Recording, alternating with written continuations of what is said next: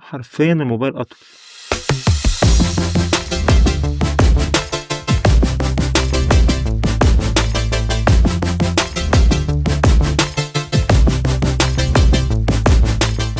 أهلا بيكم، معاكم مين؟ كاميرا على قد الإيد. بص هي حرفيا قد كف إيدي، والله العظيم. يعني أنا تقريبا لو جبت الموبايل أكبر منها كطول أهي، أو كده. حرفيا الموبايل أطول أهو.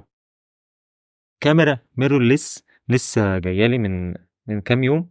بصراحة جميلة وأحسن بكتير يعني من الكاميرا اللي بصور بيها حاليا. هو ده مش ريفيو قد ما هو منتج بعرضه معاكم، عايز اوريكم بس الحلاوة والجمال، ان فعلا انا عاجبني قوي الديزاين بتاع الكاميرا دي.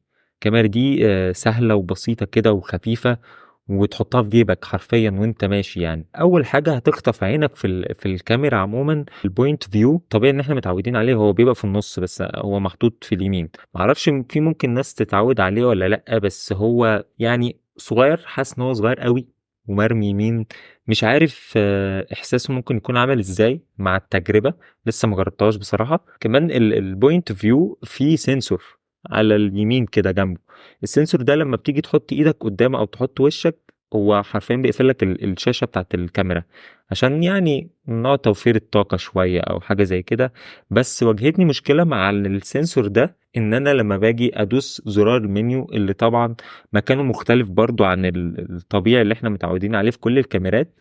الزرار في النص فوق الشاشه، فمكانه بصراحه انا ما حبيتش مكانه. فلما باجي ادوس على الزرار ده بصباعي الشمال، هو حرفيا صباعي الشمال بيعدي على السنسور بتاع البوينت فيو، فبيقفل لي الشاشة او السكرين بتاع الكاميرا نفسها. دي كانت مشكلة يعني غريبة بالنسبة لي بصراحة. يعني لازم عشان ادوس زرار المنيو لازم ادوس بالزرار بايدي اليمين، يعني ما ينفعش الشمال دي ما ينفعش. لا هو انت هتدوس كده يمين، يا اما بقى بصبعك ده بقى وهتدوس عليه. بصراحة مكانه صعب قوي يعني انك توصل له بصراحة يعني. في حين ان انت ممكن تبقى ماسك الكاميرا وعندك ضغط شغل او حاجة او بتاع، او عايز تصور لقطة على طول بفيديو مثلا 4K او 1080 ايا كان، فمش هتلحق تبدل في القصة دي. بصراحة من مميزاتها الدورية دي، في عندك المانيوال وبعد كده عندك بقى في حاجة للفيديو، عشان لو انت بتصور في لقطة عايز تاخدها فيديو على طول، بتروح قالب على طول على الفيديو وتروح واخد الفيديو بتاعك على طول بالفيو بتاع الفيديو. دي بصراحة ميزة جميلة مش موجودة في كل الكاميرات الصراحة. كمان عندنا الشاشة بتاعتها فليب، الشاشة بتتقلب. دي من المميزات القوية جدا يعني لأي كاميرا. بصراحة ما بحبش الكاميرا اللي تبقى السكرين بتاعتها ثابتة كده في الكاميرا نفسها، لأن هي خلاص هي بتأيدك حرفيا. لو أنت مثلا بتصور من فوق أو من تحت أو من أي، أنت خلاص لازم تعمل كده، فاهم؟ الموضوع بيبقى صعب جدا. والبطارية موجودة تحت طبعا في الكاميرا من تحت عادي، بتفتح الباب بتاعها.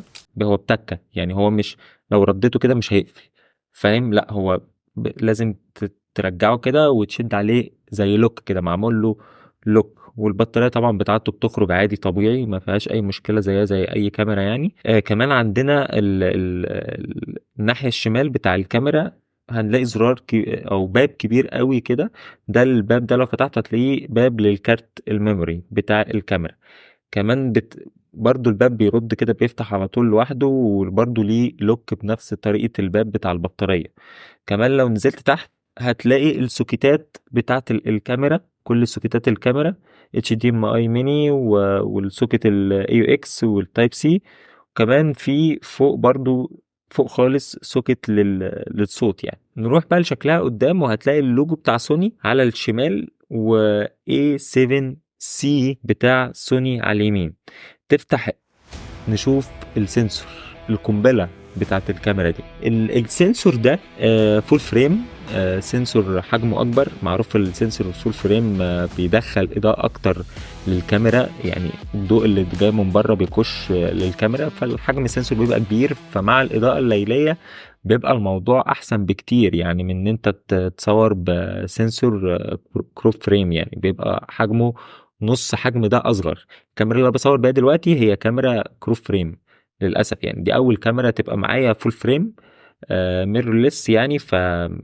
طبعا هتبقى كواليتي مختلف ونقلة نوعية رهيبة بصراحة. انا الكاميرا اللي بصور بيها هي نيكون دي 5200. كاميرا قديمة جدًا، طبعًا بالنسبة لدي دي تقريبًا سوني نزّلتها تقريبًا 2020 أو 2021. الكاميرا اللي معايا دي إصدار 2013 تقريبًا أو 2014 حاجة زي كده يعني.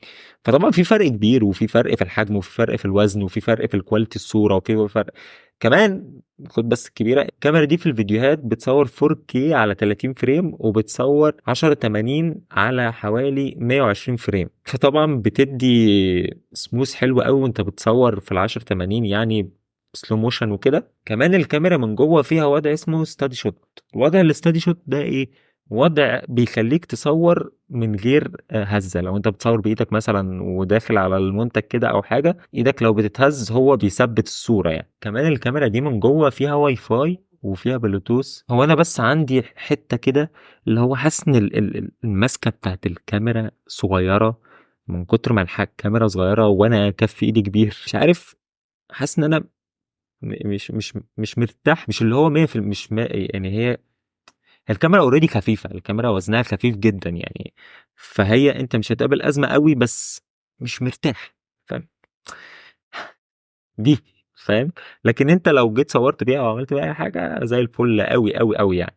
ما مش حاسس إن هي أزمة كبيرة، بس هي حاجة لفتت انتباهي في ماسكتها، فقُلت أقول لكم عليها يعني. ناس كتير أوي بتشكر في الكاميرا دي الحقيقة يعني، ده مش review ولا حاجة. كاميرا لسه نازلة من كام شهر، دي كاميرا نازلة بقى لها سنين، فأنت هتلاقي ليها reviews على اليوتيوب عادي، بس هي حاجة عرض المنتج. أنا باعرض لك المنتج اللي وقع تحت إيدي ده، لسه هنجربها واقول لكم الريفيو بتاعها. ربنا يسهل. ما تنساش تعملوا لايك وشير سبسكرايب. ما تنساش تعملوا لايك وشير سبسكرايب.